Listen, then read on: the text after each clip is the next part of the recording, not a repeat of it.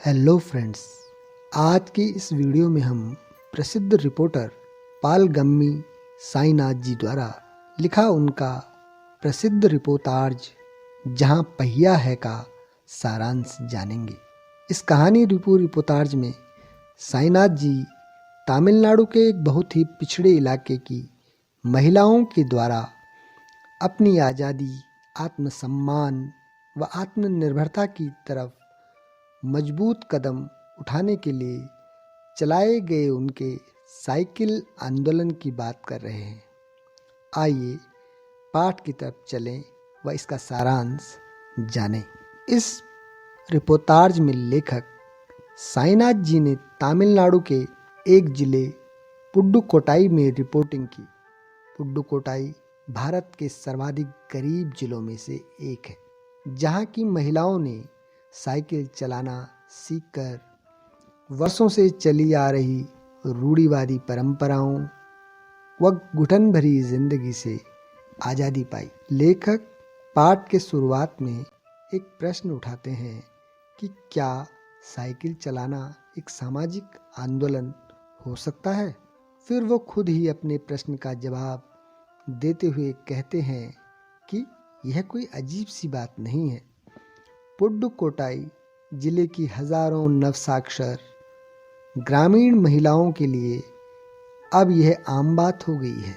अब वहाँ हर जगह और हर वक्त जहाँ देखो महिलाएं साइकिल चलाती हुई नजर आ जाती, वह भी पूरे आत्मविश्वास के साथ और आत्मनिर्भर होकर। लेखक कहते हैं कि लोग अपने विरोध को जताने के लिए, अपने आत्मसम्मान को बनाए रखने के लिए तथा सदियों पुरानी दकियानुसी सोच को दूर करने के लिए कोई न कोई तरीका निकाल ही लेते हैं। आज पुडुकोट्टाई जिले की ग्रामीण महिलाओं ने अपनी आज़ादी की लड़ाई और अपनी आत्मनिर्भरता के आंदोलन के लिए साइकिल को प्रतीक चिन्ह बनाया है और साइकिल चलाना सीखकर उन्होंने अपने जीवन की सूरत बदल दी। इस साइकिल आंदोलन में अधिकतर महिलाएं और स्कूल या कॉलेज से अभी अभी नई पढ़कर आई लड़कियों ने बढ़ चढ़कर भाग लिया था। यानी गांव की 1/4 महिलाओं ने साइकिल चलाना सीख लिया। लेखक कहते हैं कि साइकिल चलाना सीखने के बाद लगभग 70,000 से भी अधिक महिलाओं ने प्रदर्शन व प्रतियोगिता जैसे एक सार्वजनिक कार्यक्रम में भाग लेकर अपने इस नए कौशल का प्रदर्शन किया, जो उनके लिए बड़े गर्व व हिम्मत की बात। और इससे भी अच्छी बात यह है कि अभी भी वह साइकिल चलाने के लिए कई प्रशिक्षण शिविर चलाए जा रहे हैं। लेखक को रूढ़िवादी पृष्ठभूमि की कुछ युवा मुस्लिम लड़कियां सड़कों से अपनी साइकिलों पर जाती हुई दिखाई देती हैं। उनमें से एक लड़की जमीला बीवी से जब लेखक ने साइकिल चलाने से संबंधित प्रश्न किया तो जमीला ने जवाब दिया कि यह उसका अधिकार है। अब वह अपनी साइकिल से कहीं भी कभी भी आ जा सकती है। अब उसे बस का इंतजार नहीं करना पड़ता। एक अन्य लड़की फातिमा बीवी ने लेखक को बताया कि जब उन्होंने साइकिल चलाना शुरू की तो लोग उन्हें ताने मारते थे, भला बुरा कहते थे, लेकिन उन्होंने कभी भी उनकी बातों पर ध्यान नहीं दिया। फातिमा एक माध्यमिक स्कूल में पढ़ाती है और आर्थिक स्थिति ठीक न होने के कारण वो हर रोज शाम को आधा घंटे के लिए साइकिल किराए पर लेकर चलाती है। फातिमा साइकिल चलाने को अपनी आज़ादी से जोड़ती है और वह कहती है कि अब हमें किसी पर निर्भर नहीं रहना पड़ता। फातिमा, जमीला और अवकन्नी, जिनकी उम्र 20 वर्ष की आसपास है, उन्होंने अपने समुदाय की अनेक युवतियों को साइकिल चलाना सिखाया। इसके अलावा इस जिले में खेती हर मजदूर, पत्थर खदानों में मजदूरी करने वाली औरतें और गांव में काम करने वाली नर्सें, बालवाड़ी और आंगनवाड़ी कार्यकर्ता, बेशकीमती पत्थरों को तराशने में लगी औरतें और स्कूल की अध्यापिकाएं भी साइकिल चलाना सीख रही हैं और इस रूढ़िवादी समाज की सोच को बदल रही है। साइकिल आंदोलन से जुड़ी एक महिला का कहना था कि इस आंदोलन ने महिलाओं के आत्मविश्वास को बढ़ाया और उनके आत्मनिर्भर होने में बहुत बड़ी भूमिका निभाई।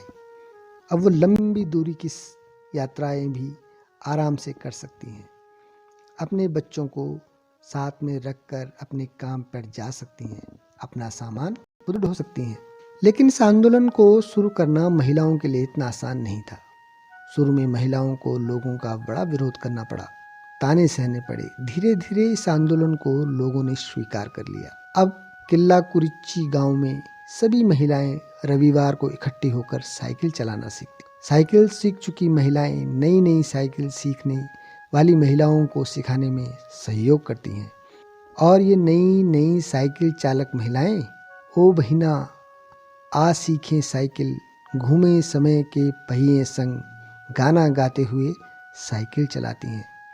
1992 में अंतर्राष्ट्रीय महिला दिवस के दिन 1500 महिलाओं ने अपनी साइकिल के हैंडल पर झंडियां लगाई और साइकिल की घंटियां बजाते हुए पुडुकोट्टई जिले की सड़कों में एक साथ साइकिल चलाकर एक नया इतिहास रचा। जब लेखक ने इस संदर्भ में पुरुषों की राय जाननी चाहिए तो उन्हें मिली जुली राय मिली। लेकिन एक स्थानीय साइकिल विक्रेता आर साइकिल्स ने महिलाओं के साइकिल चलाने पर बहुत ही चालाकी से अपना पक्ष रखा। लेखक कहते हैं कि आर साइकिल्स के मालिक के महिलाओं के साइकिल चलाने के पक्ष में होने के दो कारण हो सकते हैं। एक तो महिलाओं के साइकिल चलाने की वजह से उसकी साइकिलों की बिक्री में खूब बढ़ोतरी हुई। महिलाओं की साइकिल उपलब्ध नहीं होने पर महिलाएं पुरुषों की साइकिल भी खरीदने लगी थी। दूसरा, वह लेखक को इनकम टैक्स विभाग का आदमी समझकर सावधानी से बोल रही थी। लेखक महिला के साइकिल चलाने के कई सारे फायदे बताते हैं। वो कहते हैं कि साइकिल चलाने से महिलाओं की आर्थिक स्थिति में काफ़ी अंतर आया है। जो महिलाएं कृषि से संबंधित उत्पादों को स्थानीय बाजार में ले जाकर बेचती थी, अब उन्हें बस का इंतज़ार नहीं करना पड़ता। वो बहुत कम समय में अपने घर से बाजार जाती हैं और अधिक से अधिक समय अपने उत्पादों को बेचने में लगाती हैं, जिससे उन्हें ज़्यादा फायदा होता है। बाजार जाने और आने वाले समय की भी बचत होती है। वो अपने उत्पादों को न सिर्फ बाजार बल्कि कई गांवों में घूम घूम कर भी बेचती हैं। अब उन्हें अपने घर, काम तथा बच्चों की देखभाल के लिए पर्याप्त समय मिल जाता है, क्योंकि साइकिल चलाना सीखकर उनका काफ़ी समय बच जाता है। उनकी अपने पिता, भाइयों व अन्य पुरुषों पर निर्भरता खत्म हुई है। लेखक कहते हैं कि सच में साइकिल के पहिए ने महिलाओं की आज़ादी का रास्ता खोल दिया है। अब वो निश्चिंत होकर कभी भी कहीं भी आ जा सकती हैं। लेखक को कभी ऐसा नहीं लगा कि एक साइकिल आज़ादी का कारण बन सकती है और उनके जीवन में आत्मसम्मान व खुशहाली लौटा सकती है। लेकिन पुडुकोट्टई की महिलाओं ने यह सब कर दिखाया।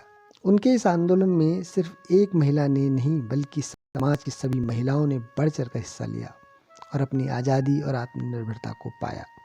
वहाँ की महिलाएं खुद कहती हैं कि यह उनके लिए हवाई जहाज उड़ाने जैसी बड़ी उपलब्धि है।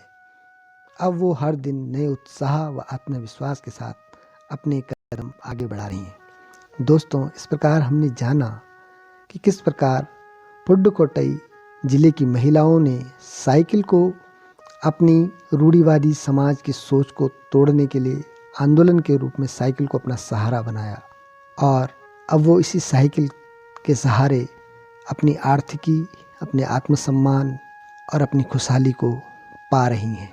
आशा है आपने पाठ का सारांश जाना होगा। धन्यवाद।